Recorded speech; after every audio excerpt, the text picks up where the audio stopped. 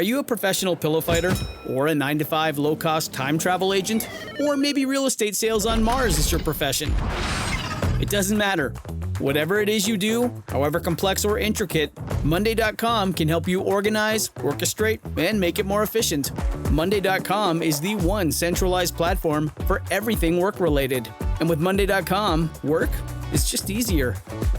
Monday.com, for whatever you run. Go to Monday.com to learn more. She needs to do a podcast since she never got her due. She's a big lesbian and a loudmouth Jew. With a gasket always ready to blow, you're listening to Judy's show. Who? Judy show. Wait a minute, who are you talking about? Oh, she's an asshole. What is wrong with you? Oh, you suck. So long. Fuck off.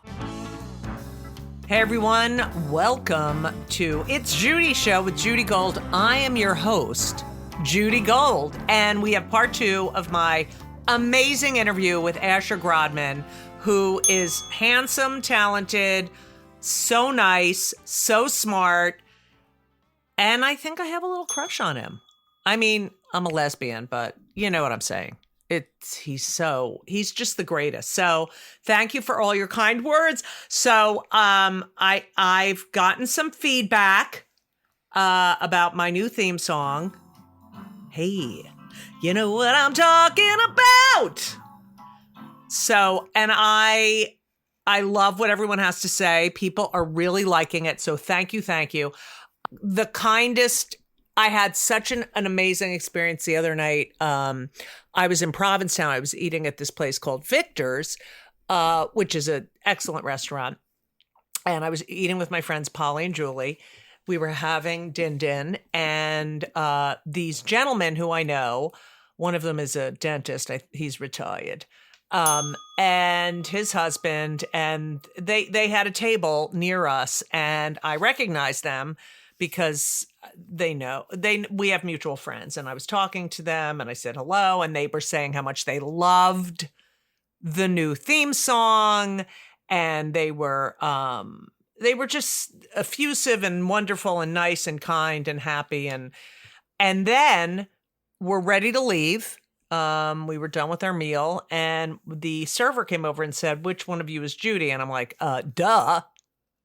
No, I didn't say that, but I said, I am. And he said that, she said that table took care of your check. Congratulations on Ben graduating college. Okay. How nice is that? How nice is that? So I want to thank them. They are wonderful people, and I hope to see them more this summer in P-Town. They have a beautiful home. They're just fun, and they're Jewish. I think most of them are Jewish. And they're great. So thank you. You made our night. I love you. So that was a great thing that happened this week. I just got back from doing a gig with Ari Shapiro at the Holocaust Museum in Skokie, Illinois, and it was so incredible. I got to spend time with Ari. You know him from NPR. He has a book out that just came out in paperback. He's so handsome. I can't even tell you. He's married to Michael Gottlieb. Oh, sorry about that. He's so fucking smart. Like, he's one of these people that is really, like, you know what I'm talking, like Asher, you know, really good looking, really talented, really smart, great sense of humor. It's not fair. Like, you should have some, it's not fair when you get everything. He pretty much has everything. So Ari is one of the hosts of All Things Considered.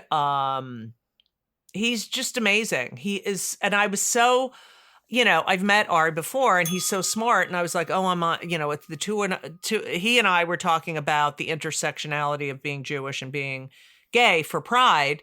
And I'm like, oh God, he's going to be so smart. He's just so sweet. And then we got margaritas because both of our fucking flights were delayed at O'Hare. And it is literally 2 a.m. right now. And I am recording this because it took me that long to get fucking home from Chicago. Yes, I love Chicago. But that fucking airport is ridiculous. And it doesn't matter if you have clear. It doesn't matter. It does not matter. It was like TSA premenstrual and clear with TSA premenstrual were both the longest lines. I don't know what the fuck is going on. And now they have this other like digital, footprint or digital ID. I don't know.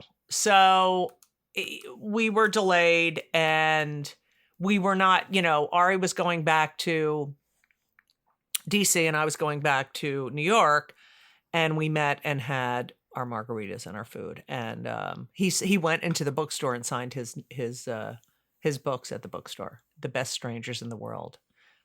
He's just great. He's great. So I love you, Ari Shapiro. Ari Michael Shapiro. That's his full name. Anyway, so that's that. It was also the Israeli Day Parade here in New York today. And of course, lot of Israel pride. People came out. They marched. There's so many good things about Israel. There are problems in Israel, just as there are problems here in the United States of America. But you know what? People came out and they marched, and there were the haters, and they're there because that's what they do. And it must be fun just being full of vitriol and hate and misinformation. But they were there, but they didn't stop us because no one is going to stop. We're going to survive, people. We've been here since the beginning of time, and we're not going anywhere. But so much happened this week. 34 fucking counts. That guy's a motherfucking felon. And I'm sick of all these people like, we have to vote for Trump because he's good for Israel. He's not good for Israel. He's not good for anything. He's not good for anything, okay? How dare you put our democracy on the line because he's disgusting. He is a disgusting excuse for a person. And he's a felon. He's a rapist. He's a liar. He's a dictator. He's psychotic. He's horrible. And women's rights are being stripped away. I felt like the justice system worked this week. That's what it felt like. I believe if he continues on this path of doing these stupid rallies, right? And just dissing the jurors and the judge and saying it's all fake and it's a witch hunt and all his shit, it's just going to make the judge want to give him jail time. And the people that are like, yay, what is wrong with you? You wouldn't hire this guy to work in your company. Like, what the fuck is wrong with you? Oh, it's just so infuriating. But it is what it is. And I was so happy for a few hours. So thank you to the jurors. Thank you to Judge Mershon. And I hope he gets his fucking due. He never will, but you know what I mean. Fuck him.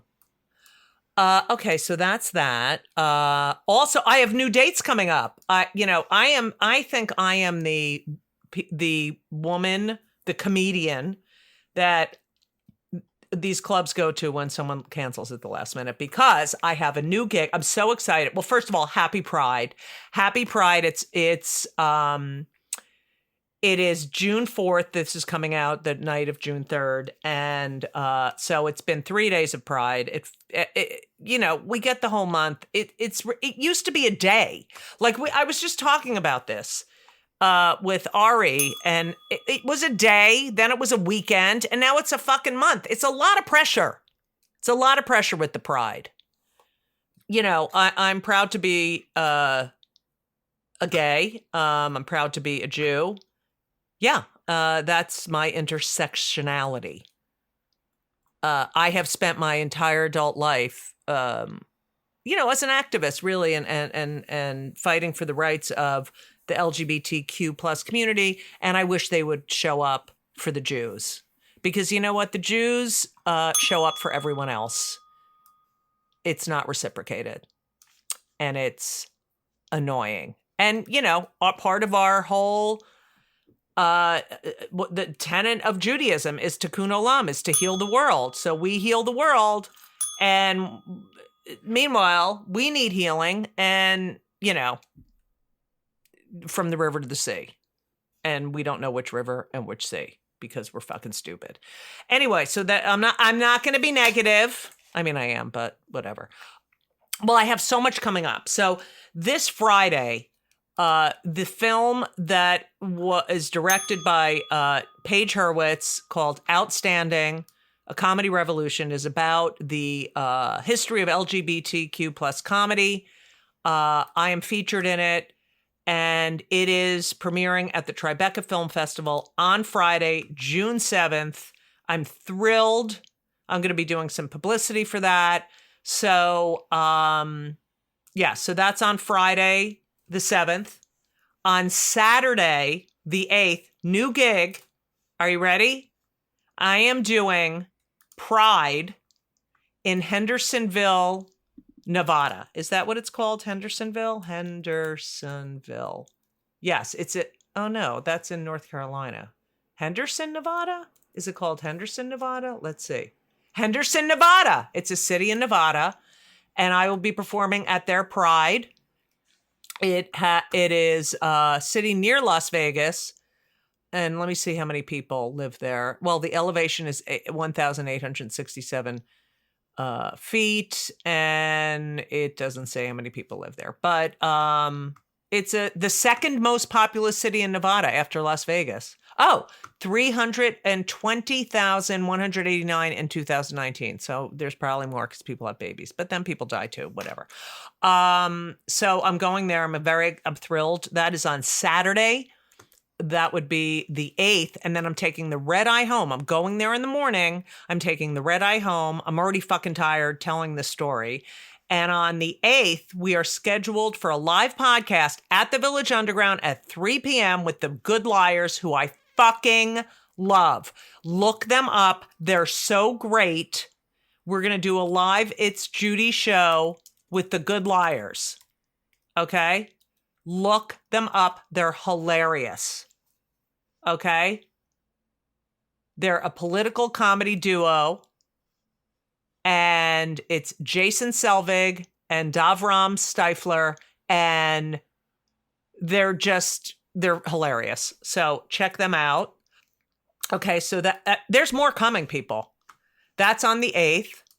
Okay, then I am going to Provincetown for the Provincetown Film Festival on June 12th. Again, there is a premiere of the film Outstanding, a Comedy Revolution. And I'll be doing a talkback or a panel with Paige afterwards. And then on the 13th, I am doing my first show of the summer at the Post Office Cabaret in Provincetown. That is June 13th, Thursday at 8:30 if you are in Provincetown. Okay. There's more. Okay. June 17th, I am being inducted in the the Manhattan Jewish Historical Society Hall of Fame. I mean, that's not really the name, but I'm going to read it to you right now. I'm looking it up, as you can hear, with my keys and my fingers on the keys and the keys and the mouse and the mouse and the keys and the mouse and the keys. Okay. So I am being inducted in the Manhattan Jewish Historical. It's the Manhattan Jewish Hall of Fame, and it is sponsored by the Manhattan Jewish Historical Initiative. And I am the Hall of Fame class of 2024. I'm just so excited. That's Monday, June 17th. And you know what's interesting is my mother passed away. My mother died on June 17th, and I'm being inducted in June 2015, and I'm being inducted in the Jewish Hall of Fame on June 17th. So, I mean, she's going to be there with me. So I love you and I miss you, Ruth Gold. So that's happening. What else is going on? I don't know. I'm having dinner with friends. I'm doing podcasts. I am booked on shows, promoting Outstanding.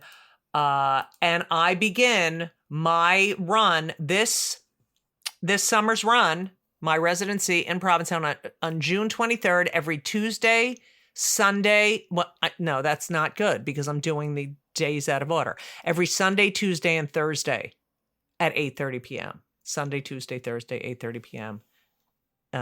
So that's that. So those are my gigs coming up. Oh, I missed one. Fuck, Judy. Judy, you're not that smart. So on June 15th, when I get back, this is the new gig I was talking about. I am in Hasbrook Heights at Bananas with my friend Liz Glazer.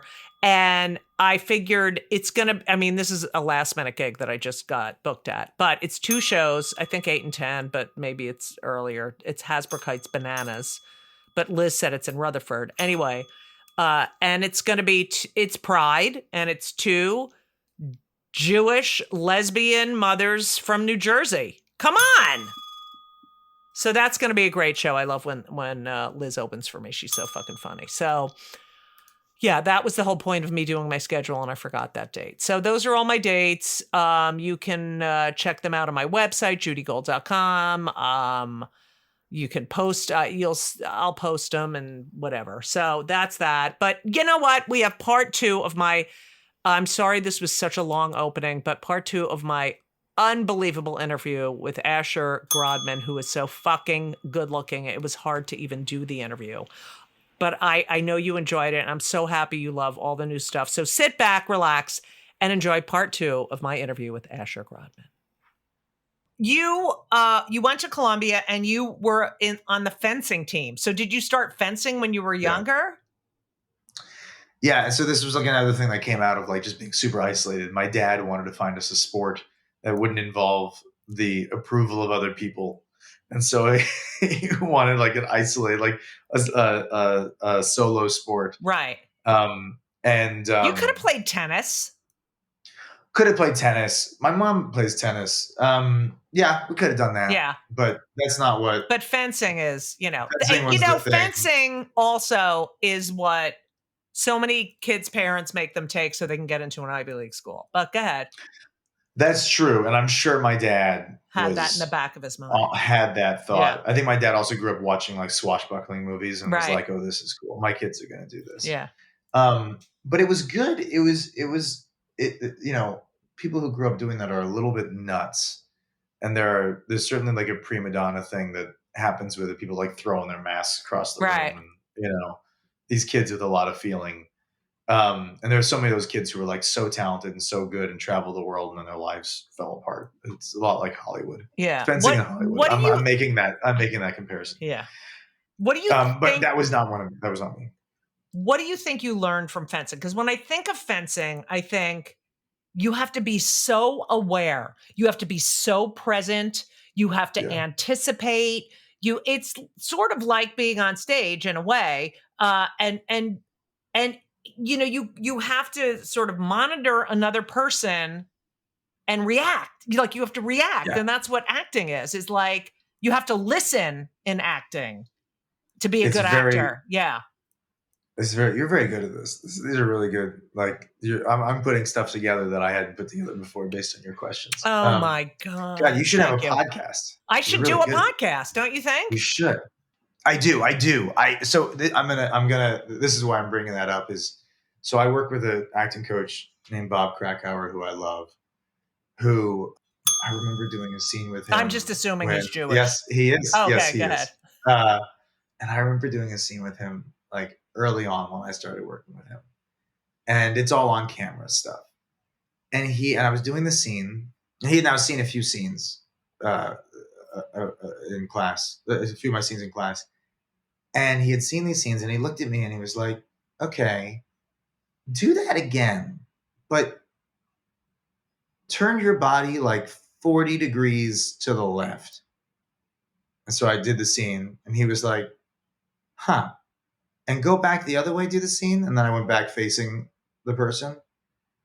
And he was like, I don't know why, but if you are standing 40 degrees on a diagonal from someone, you are much better. And I know that sounds crazy, but he saw it and I knew immediately what it was. It was the fact that I was used to dealing with problems with my body at a diagonal. And like for whatever reason, my listening, if I'm watching you from like that angle, my whole body like engaged in a different way because of the years of fencing. That's crazy. Isn't that crazy? And isn't that kind of crazy for an acting coach to see that, to be like, can you just turn your body? Is something happening. He's brilliant. He is brilliant. Isn't that amazing? Yes. That blew my mind. When you're fighting with your girlfriend, are you like this? Like, no, I'm hiding in the other room is what's happening. I'm losing immediately. That's crazy. Yeah. Wow, that's really interesting. Yeah. You studied film and English at Columbia. Mm-hmm.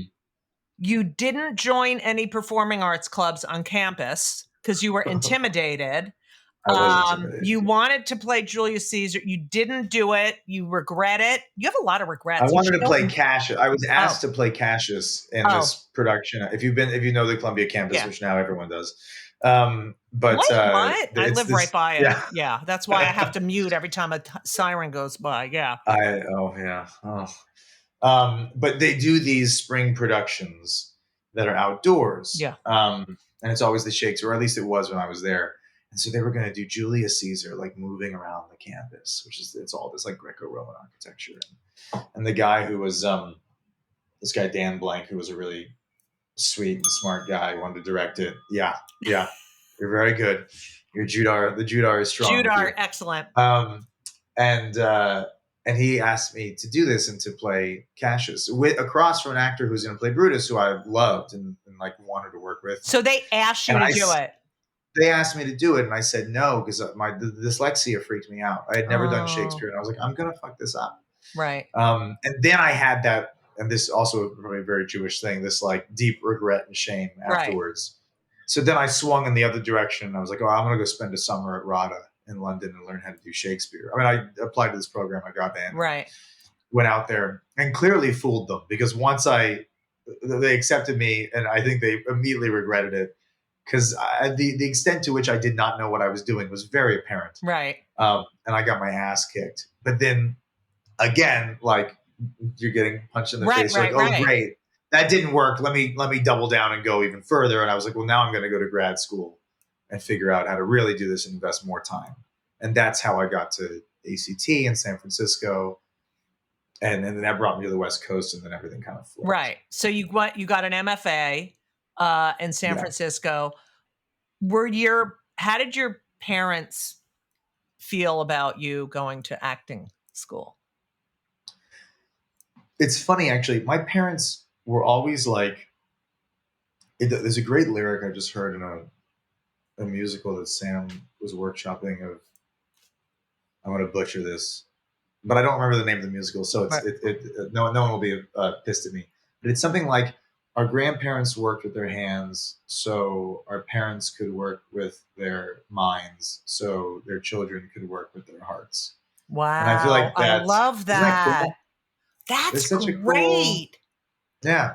And so, and that resonated with me because I think my parents worked with their heads so that, and it kind of told us, you do whatever you want to do, but when you figure that thing out, you better fucking bust your ass, to do it. So they were always supportive of me being an actor. I mean, they probably even hovered too much around it. But they were always supportive. They were not so wild about me going to grad school because their take was, you've been in New York, you've auditioned for stuff, you've come close on a lot of things. Right. Just go out and audition. Right. And I was freaked out and I just felt, I was like, I'm not ready for this on the extent. And you wanted to be armed. Yeah. I get it. I want to be armed, and the psychological shift that happens, you know this. When you feel prepared. when you feel prepared, Yeah. and when it's also like, it's different when you're in school. There's like this other life you're doing. Right. But when suddenly that thing where you have no relationship to, like, people create these narratives like, oh, the industry hates me. Industry doesn't fucking know who you are. Right. There's like, it's this like deep isolation. Right. So I needed more structure and that kind of gestation period to really fail and figure out my thing. So that was the impetus for me going to ACT. You really talk about, from what I've read, but you're so honest and unafraid to talk about rejection and the hard work that you need to put in, and fighting through that. And you so, I mean, like, I have this on my desk. Oh, I just turned off the light. That's great. I mean, I have this on my desk. Never. And I have to look at it every day, because the amount of pushback you get in this industry, it's soul crushing.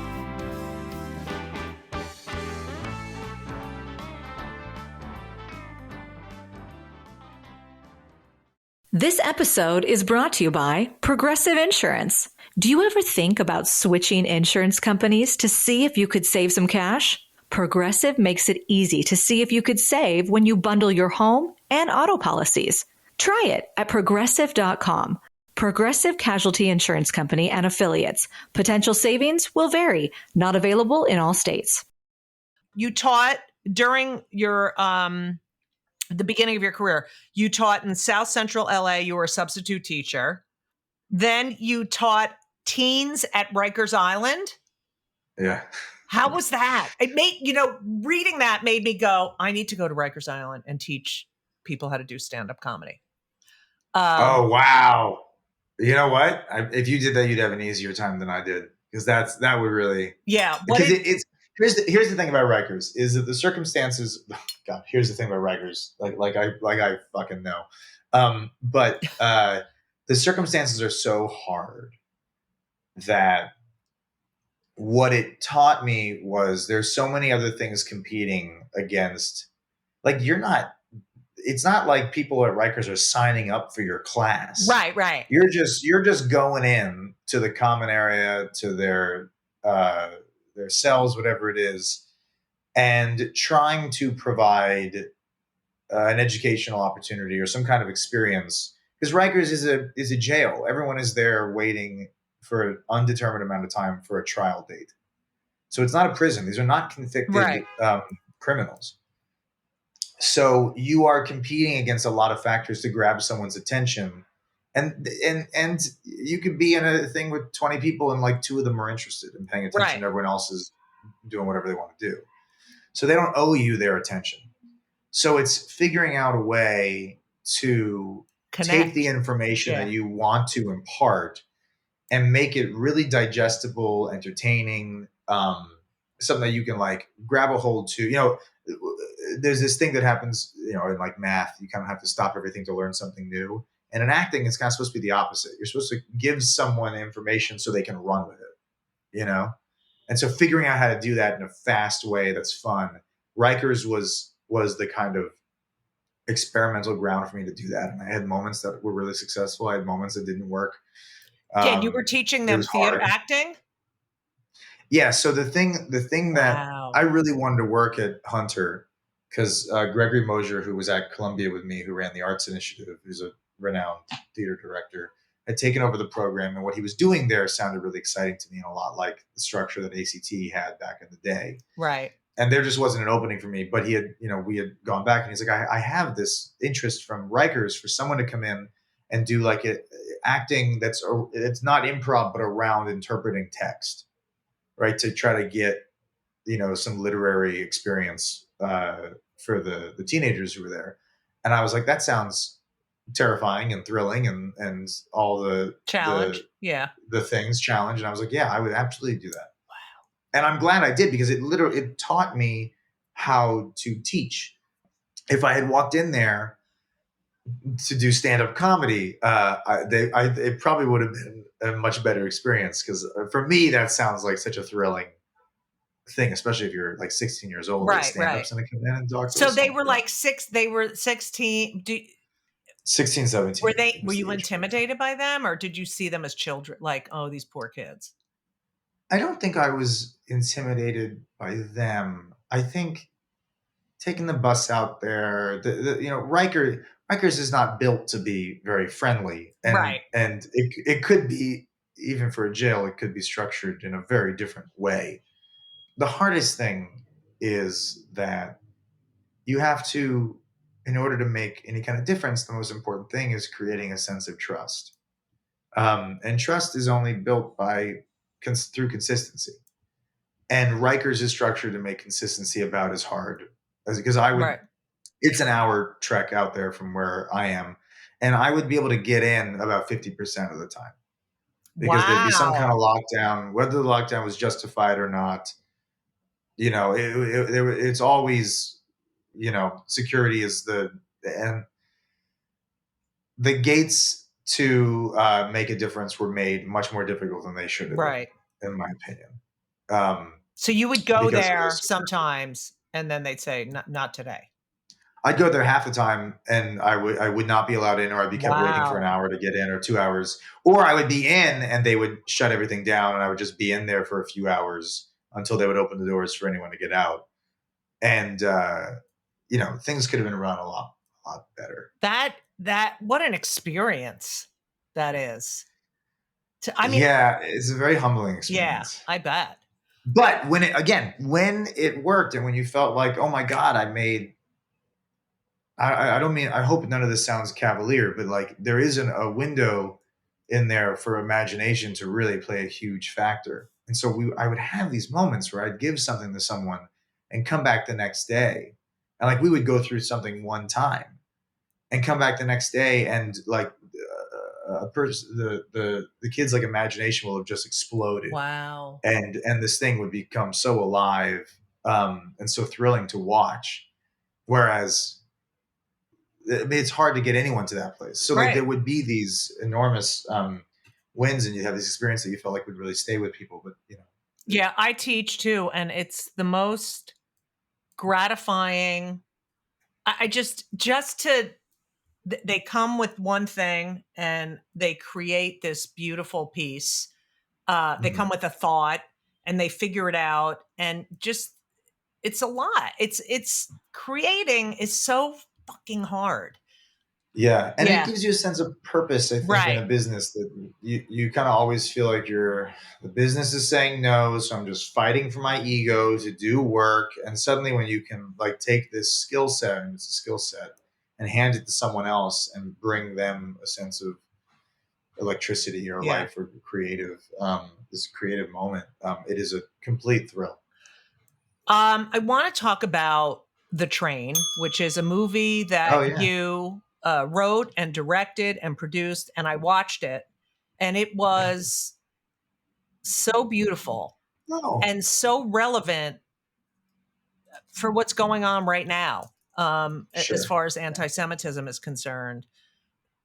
Can you talk a little bit? I mean, you asked Eli Wallach to do this, and he was, I mean, the camera work on his face, like, oh my God, every thought, every like little impulse he has, his face is like this, like it's so expressive. It's like 1,000, if we're all like different levels of like standard def or high def or something in terms of how much like our face is expressing, he's like 1,000 I mean, you def, could see into his eyeballs, like that.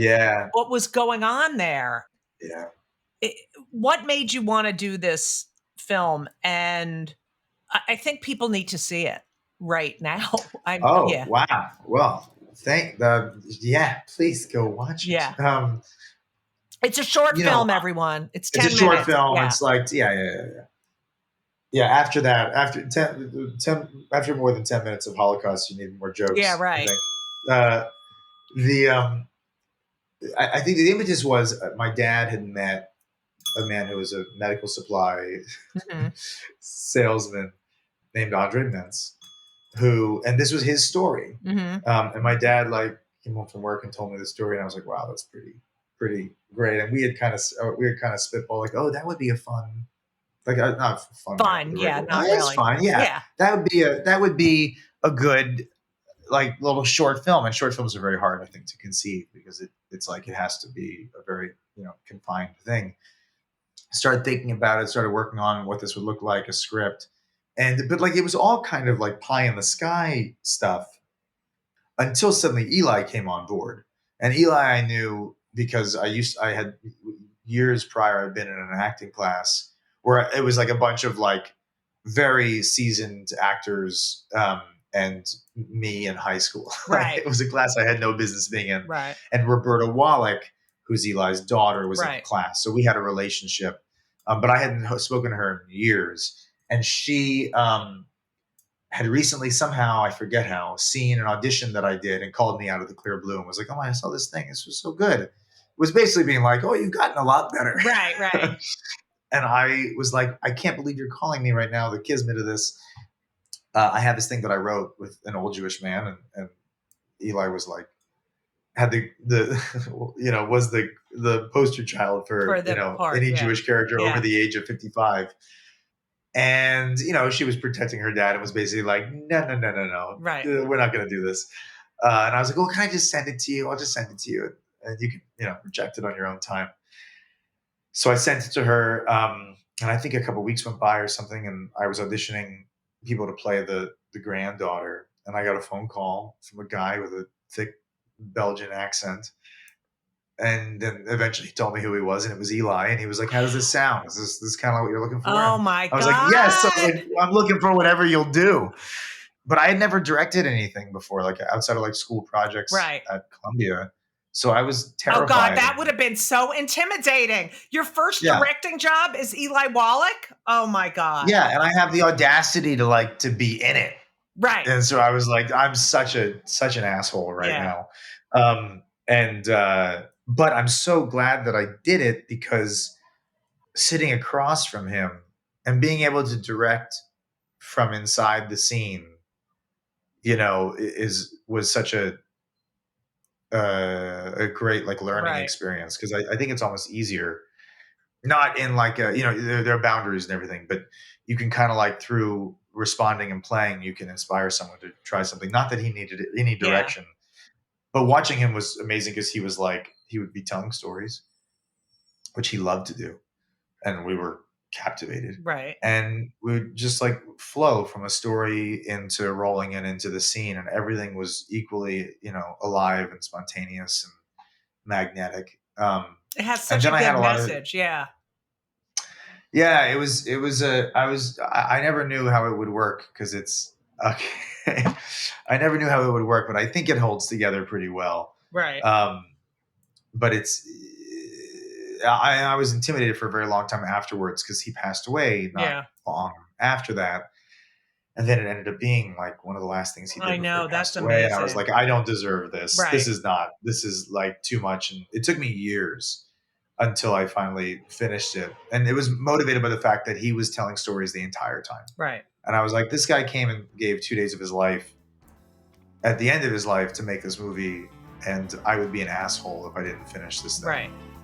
So I dedicated it to him, as it always should have been, and put it out there. And it had this great little festival. Yeah, it's great. Please, everyone watch The Train.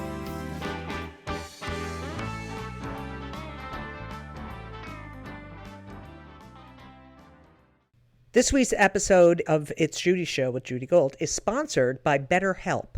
And if you know me, which I think you do because you're listening to my podcast right now, you know that I am a big advocate for therapy. I think it benefits everyone.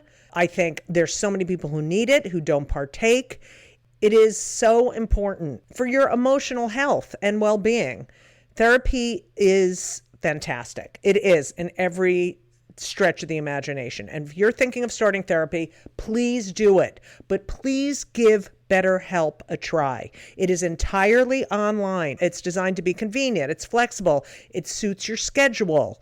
You fill out a brief questionnaire to get matched with a licensed therapist, and you can switch therapists anytime for no additional charge. I have switched therapists in my life.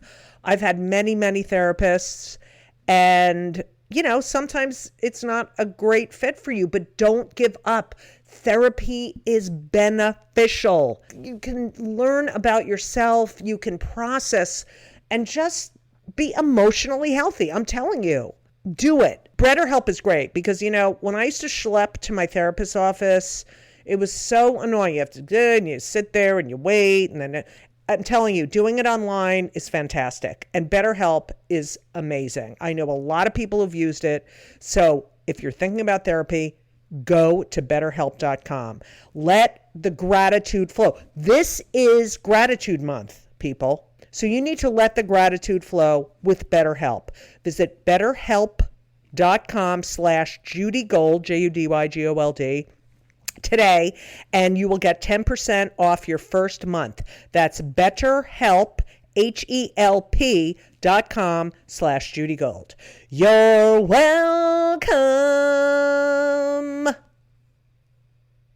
Also, everyone watch Ghost. Like, I know we're supposed to wrap it up, but I have to say, first of all, I know you're one of the producers, and I auditioned for that fucking show and didn't get it. I'm not one of the producers. Yes, it says producer and actor.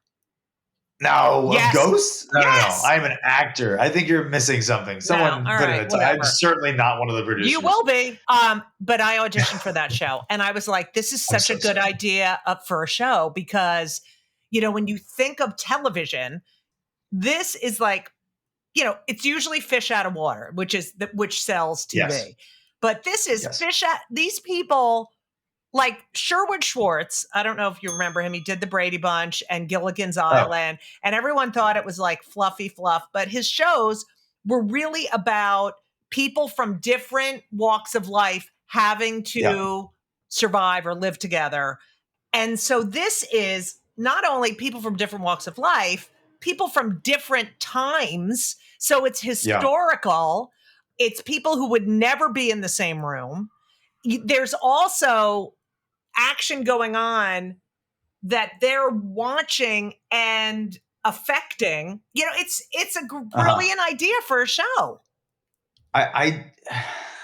It's always hard because I don't want to sound like my show's the best show. It's such that kind of like no, thing. but it is. I truly believe, and I think that I'm a very critical person.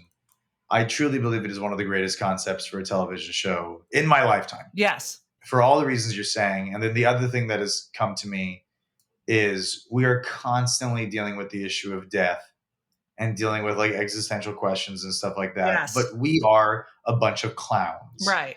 And so there's something very comforting in watching the show. We always hear like, this is the only thing that my kids will do with me, sit down and watch the show together, which does not mean that it's like light. It's exactly what you're saying. But that's the way Norman Lear shows were, like we all and they would deal with, yeah.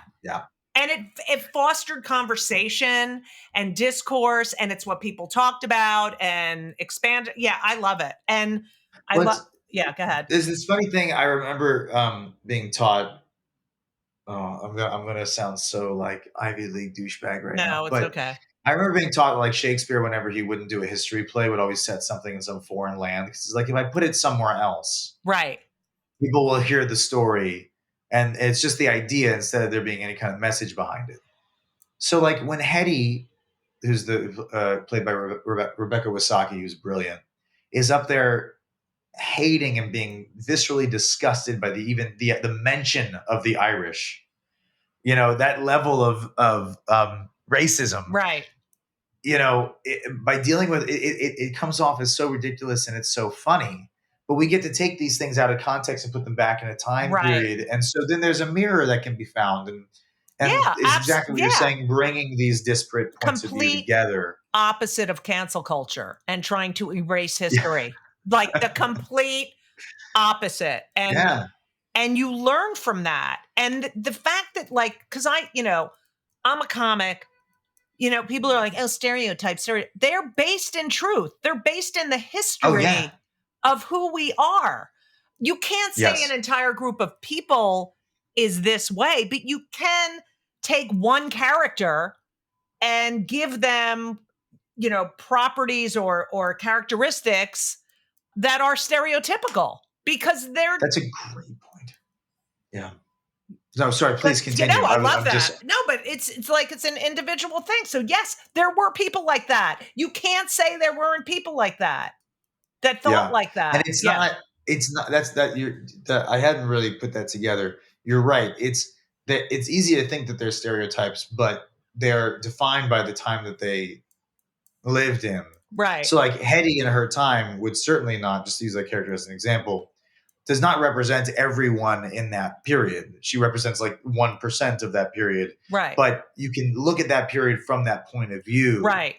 And I think all the characters provide that. There's a specific angle, specific point of view that they provide.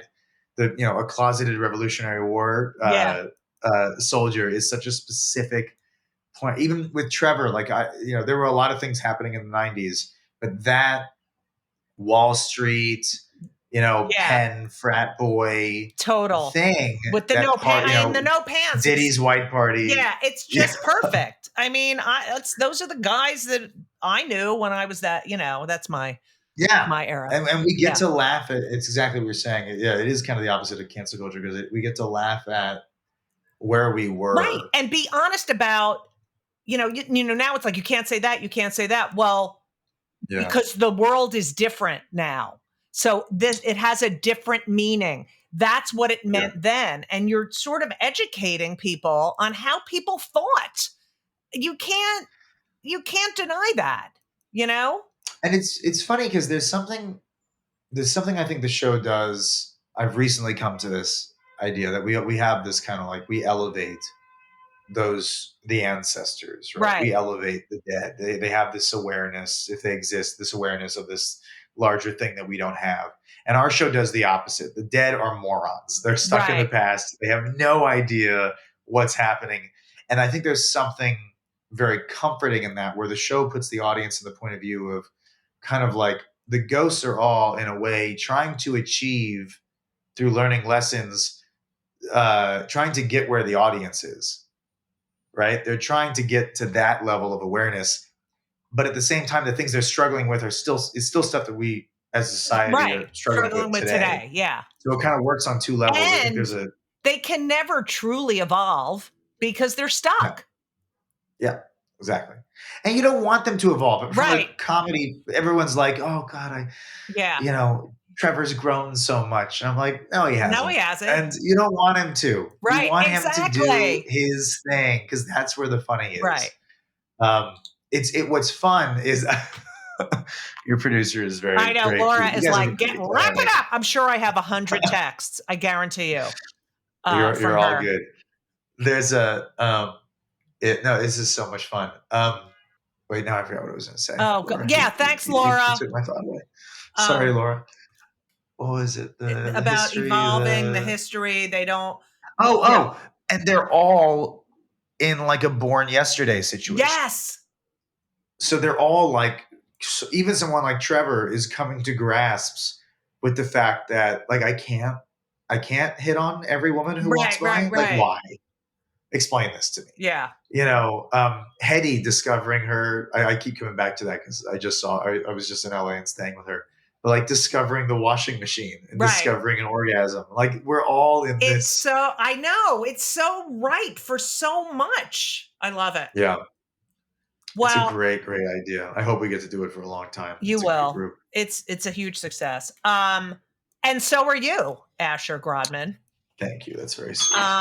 Asher, first of all, I loved meeting you in person and you saying to me, "Hey, I think I'm doing your podcast." And I was like, "Oh yes!" After staring at you and going, "Oh my God, who is that guy?" Well, let me just say, we've now done a couple things together. That Seder, and we did the thing for Seth earlier. Yeah. And every time you're in a room, you take over the room in the best way. You have such this wonderful energy about you, and you're so funny. So when this popped up, I was like, "Is that who I think it is?"